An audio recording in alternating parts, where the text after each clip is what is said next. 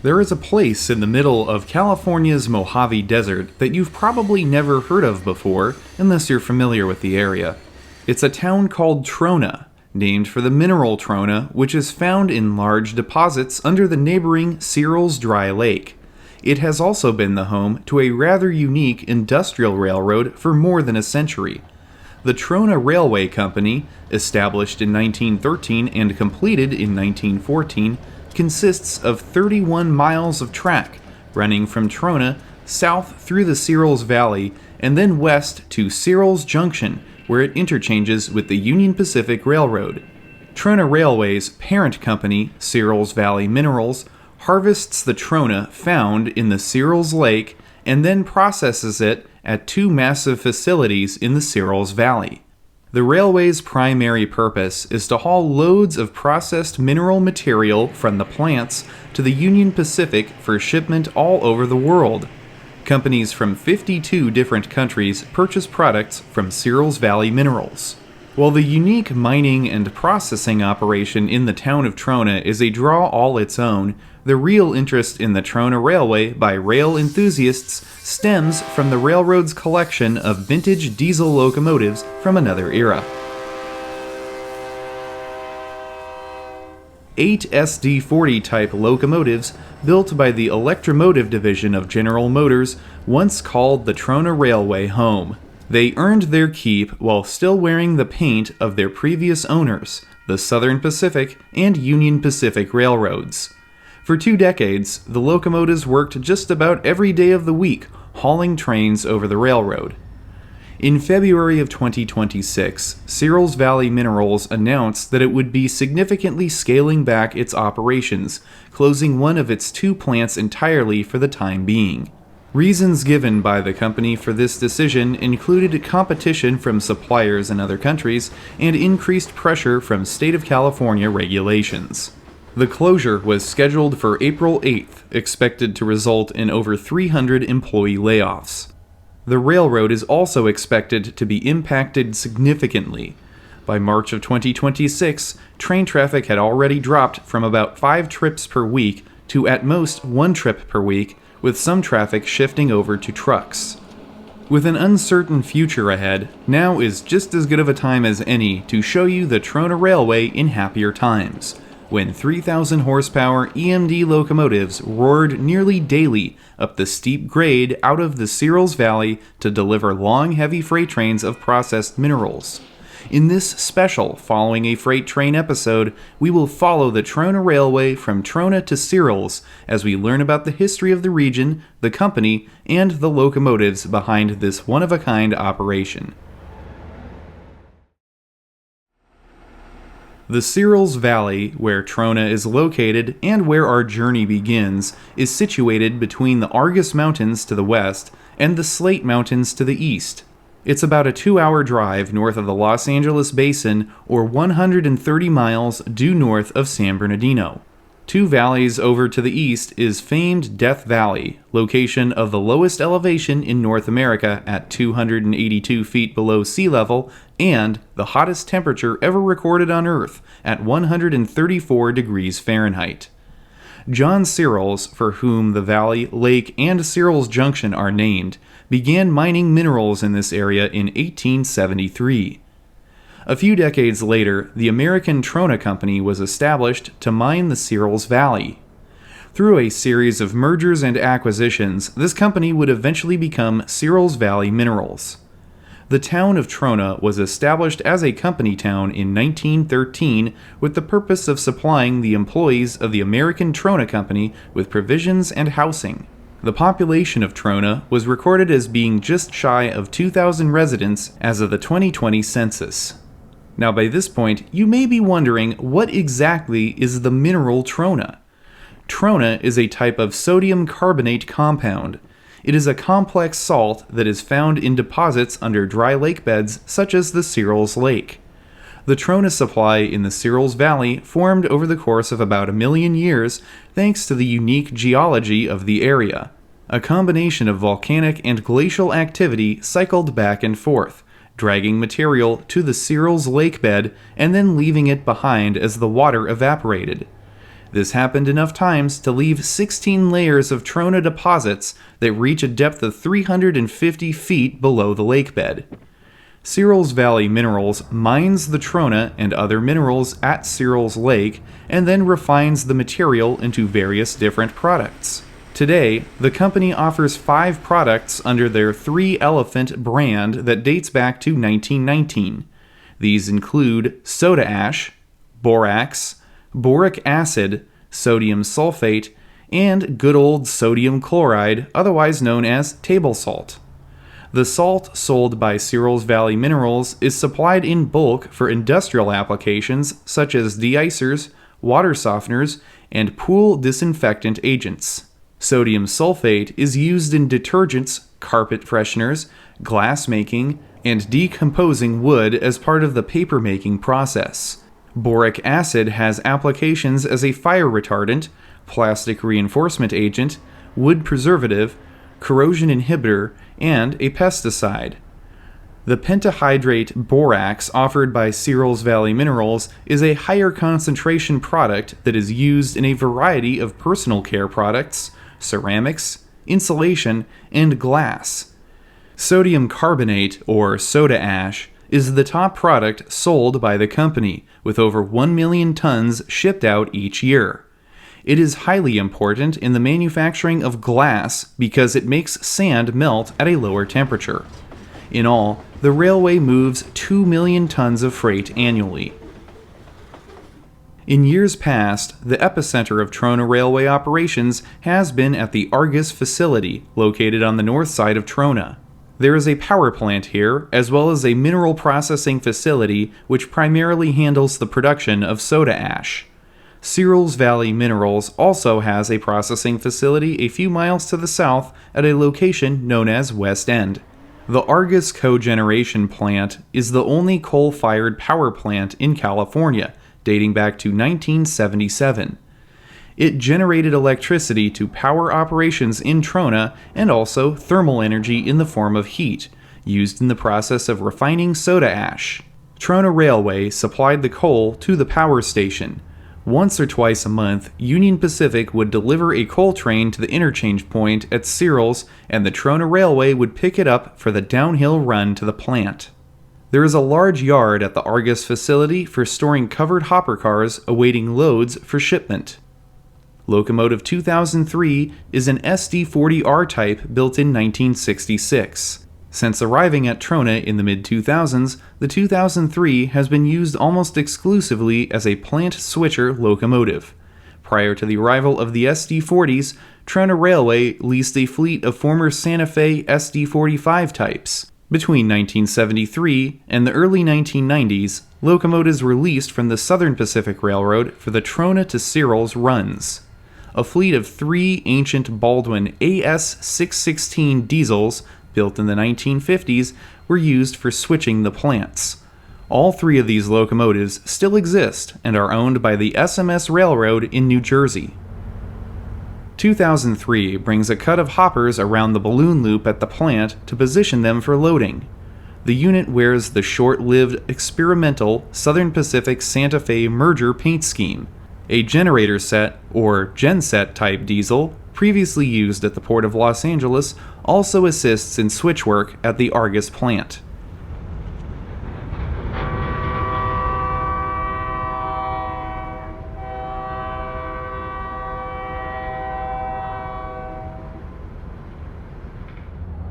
Directly to the south of the Argus facility is the Railroad Shop building. During the busy years at Searles Valley Minerals, trains would run just about every day of the week, sometimes multiple times a day. Switching of the plants at Argus and Westend was typically done in the morning, with a train operating in the afternoon from Trona to Searles for interchange with the Union Pacific. Back at the Argus plant, the afternoon train to Searles is just about ready to go.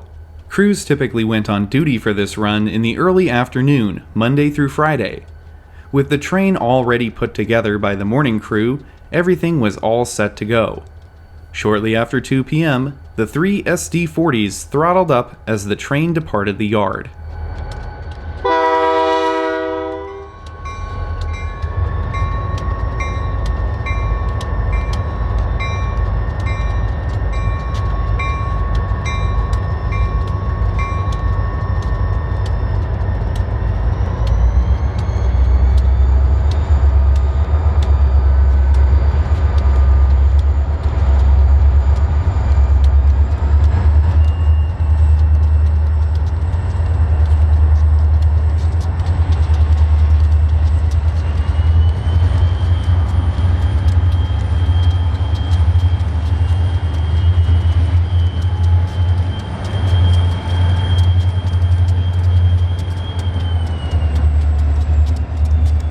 In 2025, Trona began leasing 3 SD60 locomotives from Union Pacific. The plan was to use these locomotives and some of the SD40s while new EPA Tier 4 compliant diesels were on order. However, with the shuttering of the Argus plant, the order for new locomotives has been put on hold indefinitely. In the meantime, all 3 of Trona's own SD40-2 type units, locomotives 2007, 8, and 9, were cut up for scrap in the fall of 2025. Along with the loaded covered hoppers on this train, several empty tank cars are hitching a ride back to Searles Junction. These cars carry sulfuric acid, which is used in the process of making boric acid and sodium sulfate.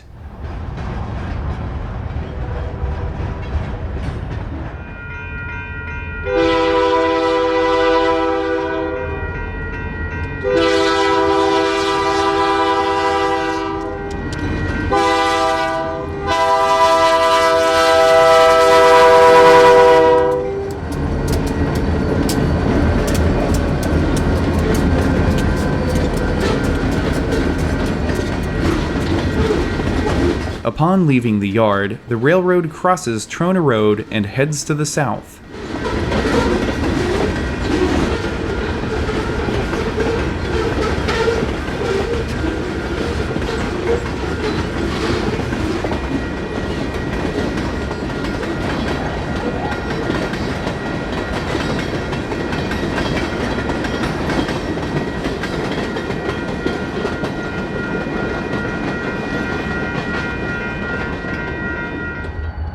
Another mile down the line is a small yard at a location known as Boro Salve.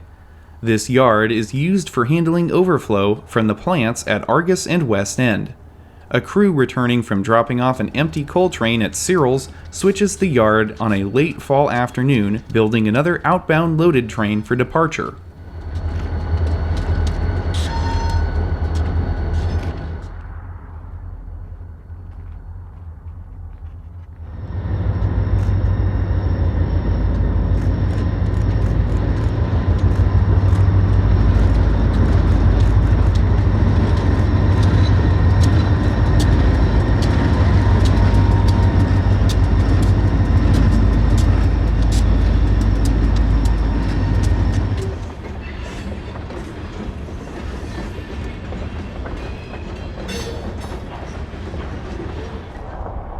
Locomotive 2004 brings its train through the Westend plant.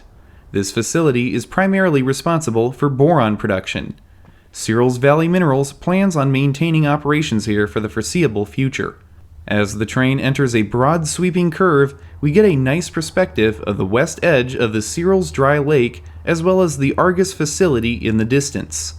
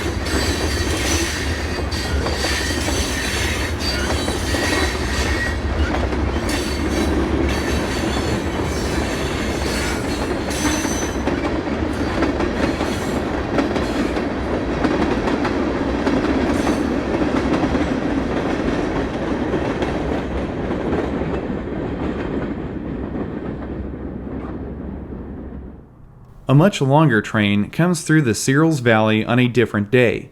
Some trains, such as this, are long enough that a second set of locomotives, placed further back in the train as distributed power units, are necessitated for the nearly 2% grade ahead.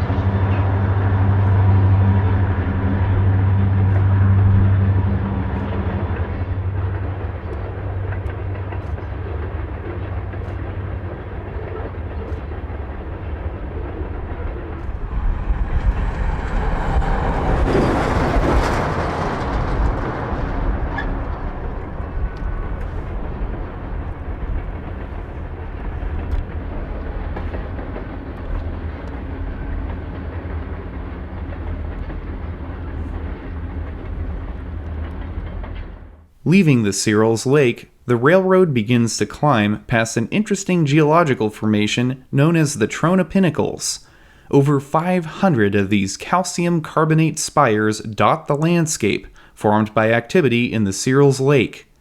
Before the lake dried up some 10,000 years ago, it reached a depth of nearly 700 feet in some areas. We will revisit this spot on the return trip to Trona.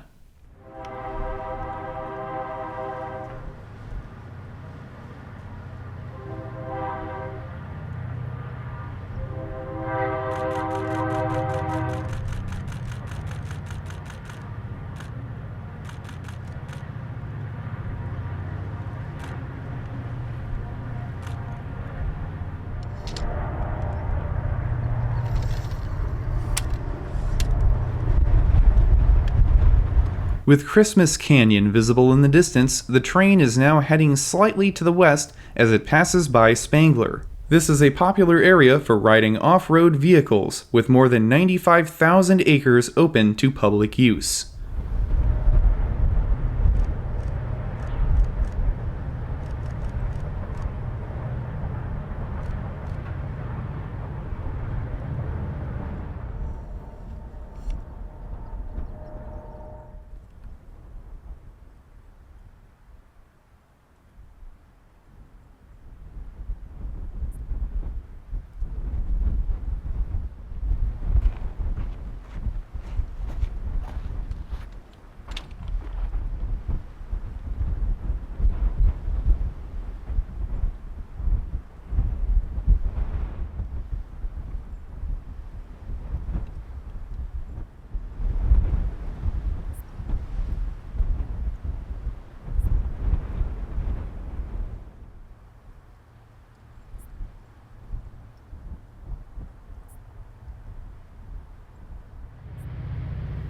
As the train makes the final uphill push to Searles Junction, the 645 series prime movers roar as the SD40s work hard to pull their train up the grade.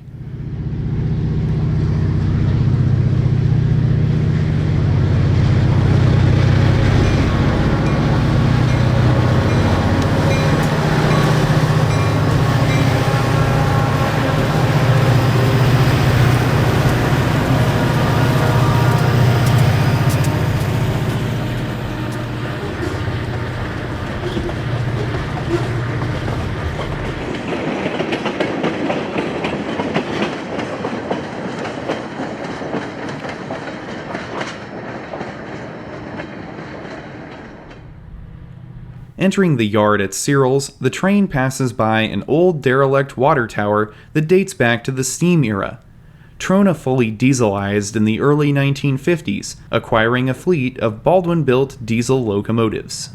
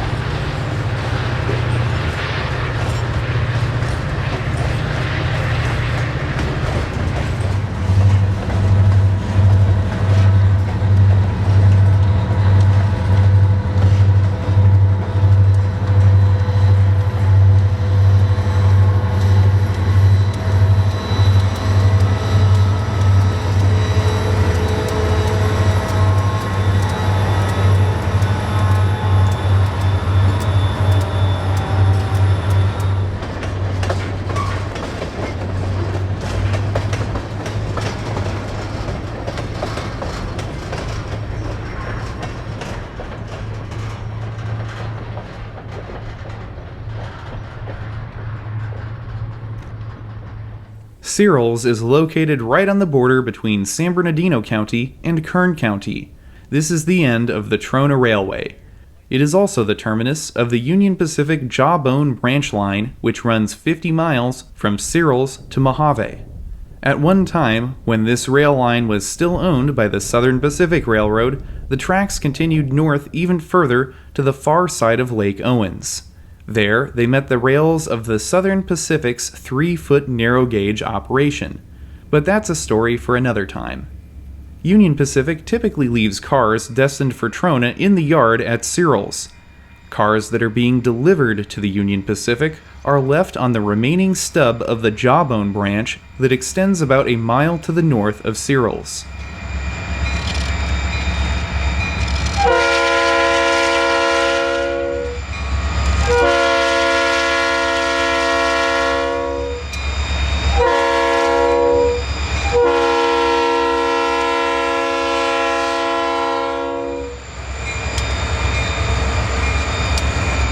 Trona's 3 Union Pacific locomotives, numbers 2007, 2008, and 2009, were all standard SD40-2 types built in 1979 and 1980.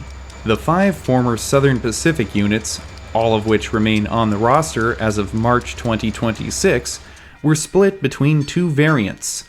2002 and 2003 were SD40R types built in 1966, while 2004, 5, and 6 are type SD40T-2, completed in 1978 and 1979.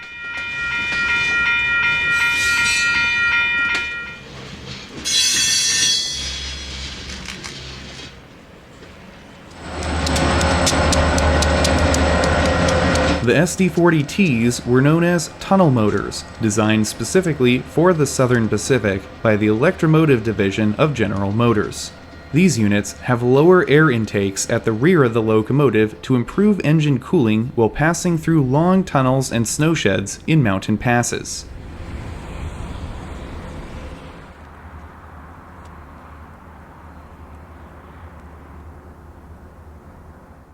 After dropping off a train destined for the Union Pacific, the Trona crew moves into the yard to collect another string of empty hoppers to bring back to Trona. If no cars are waiting to be picked up, the locomotives will either tie down at Searles or run alone or light back to Trona.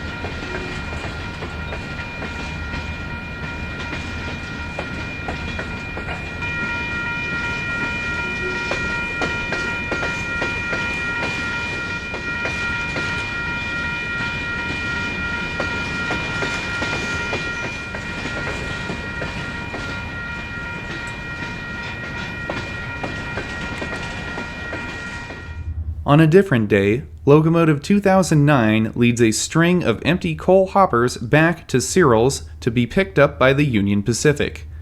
Even though the northbound run from Searles to Trona is all downhill, the long, heavy unit coal trains heading to the power plant often required 6 or 7 locomotives. With the closing of the Argus power plant, the coal trains are now just a memory on the Trona.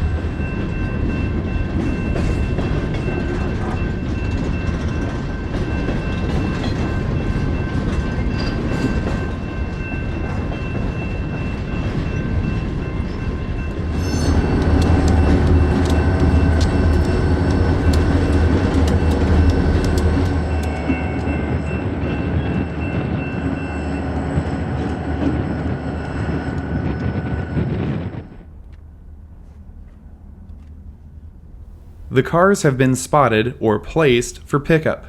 With no cars at Searles bound for Trona, the crew begins the return trip to Trona running light engines.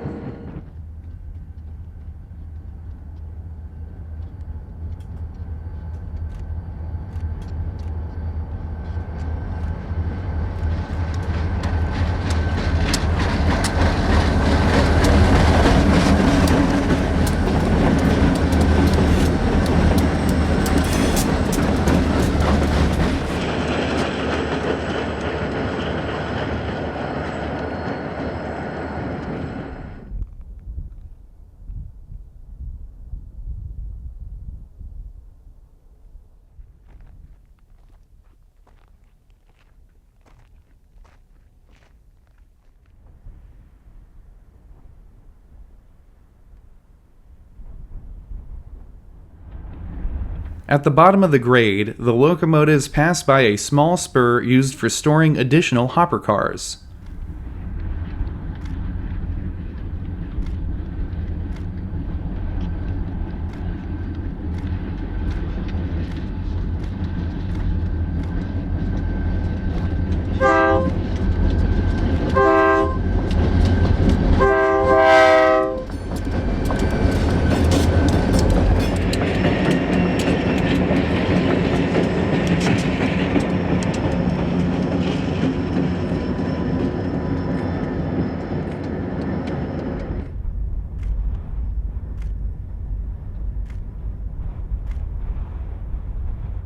Back at Westend, the crew returning from dropping off the empty coal train switched a cut of cars at the Westend facility.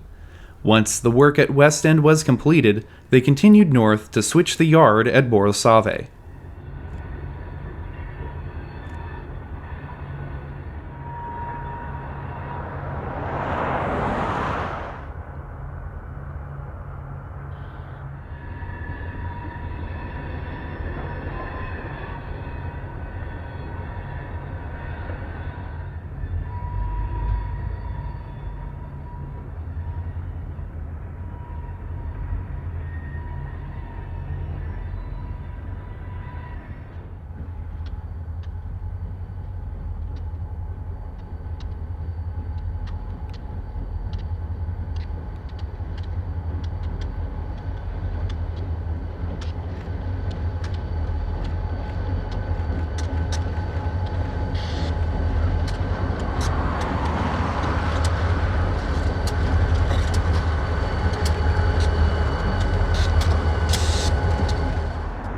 On a warm spring evening, another crew running light engines crosses Trona Road and arrives back at Argus to finish their work for the day.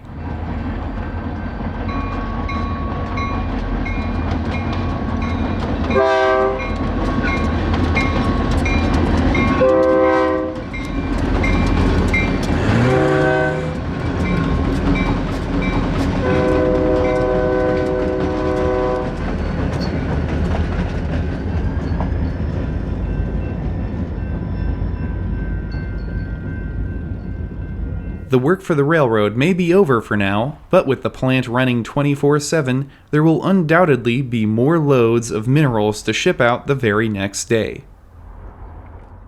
As night approaches on the Mojave Desert, our journey to the Searles Valley and the Trona Railway comes to a close. What the future will bring for this fascinating little industrial railway that has been in business for more than a century remains to be seen. But the future has yet to be written, and anything can happen on the very next page.